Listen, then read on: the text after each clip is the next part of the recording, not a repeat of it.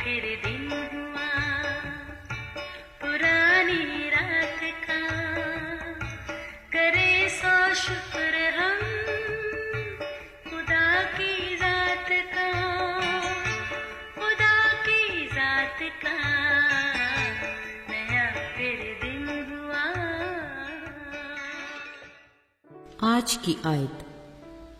अगर कोई मेरे पास आए और अपने बाप और माँ और बीवी और बच्चों और भाइयों और बहनों बल्कि अपनी जान से भी दुश्मनी ना करे तो मेरा शागिर्द नहीं हो सकता।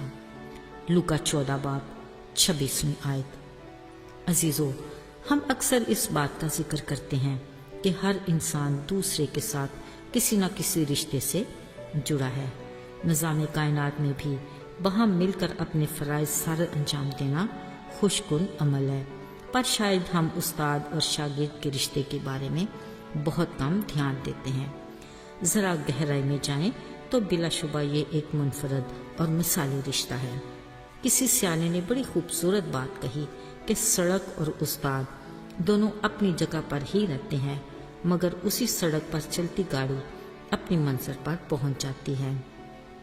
उसी तरह उस्ताद वहीं खड़ा है, मगर जिस रास्ते पर उसने अपने शागिर्द को डाल दिया, अगर वो कायम रहे तो एक दिन मंजिल पर पहुंच जाता है। ये है सड़क और उस्ताद की आला ज़रफ़ी। अजीज़ों, कलाम मुक़द्दस से हमें आगाही मिलती है कि हज़ारों साल पहले मसीह यसू एक ख़ास मिशन के तहत हमारी दुनिया में आए। इस मकसद के लिए उन्होंने कुछ लोगों को अपने साथ खिदमत के लिए चुना, जो नहायत सादा लोग और मछलियाँ पकड़ने वाले मगर मेहनती लोग थे।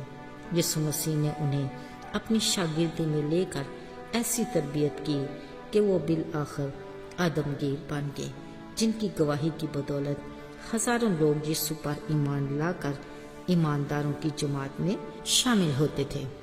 अजीजों, जहाँ मसीह यसू एक माहिर और मिसाली उस्ताद थे, वहाँ उनके शागिर्द भी वफादारी निभाते, ईमान में मजबूत और रोज़ बरोज़ अपने उस्ताद की रफ़ाकत में आगे बढ़ते।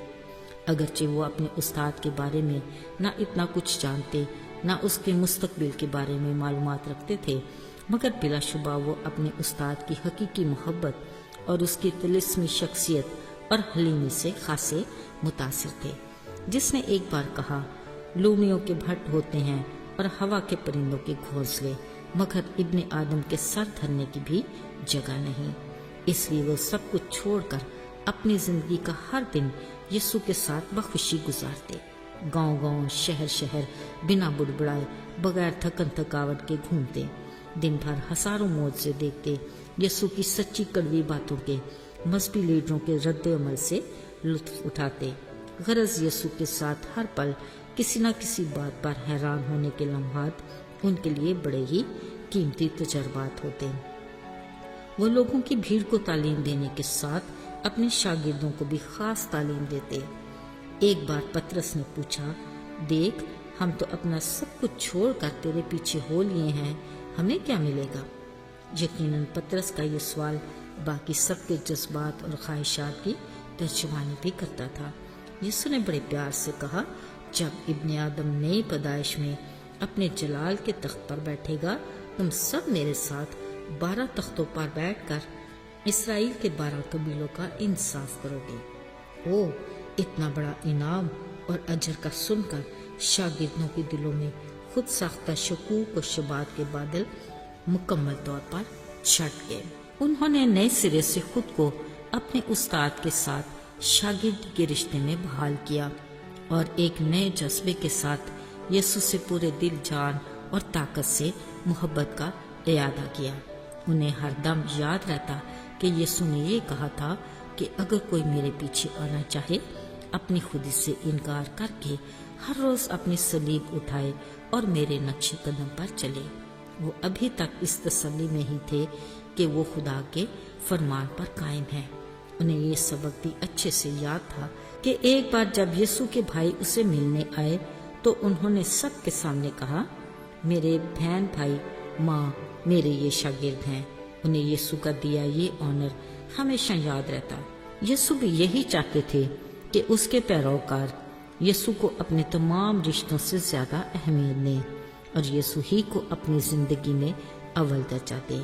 یہ نہیں کہ ہم مسیح کی محبت میں اپنے رشتوں اور دنیا کو ہی چھوڑ دیں، مطلب یہ کہ ہم یسوع کو اپنی ذات اور اس سے جڑی ہر شے سے زیادہ عزت دیں۔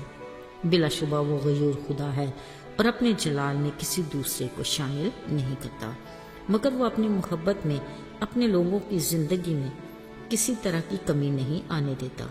وہ اپنے ساتھ فرمانبرداری میں کثرت کی برکات دیتا ہے تاکہ ہم خدا کے فضل کے ہاتھ کے نیچے بھرپور زندگی گزاریں۔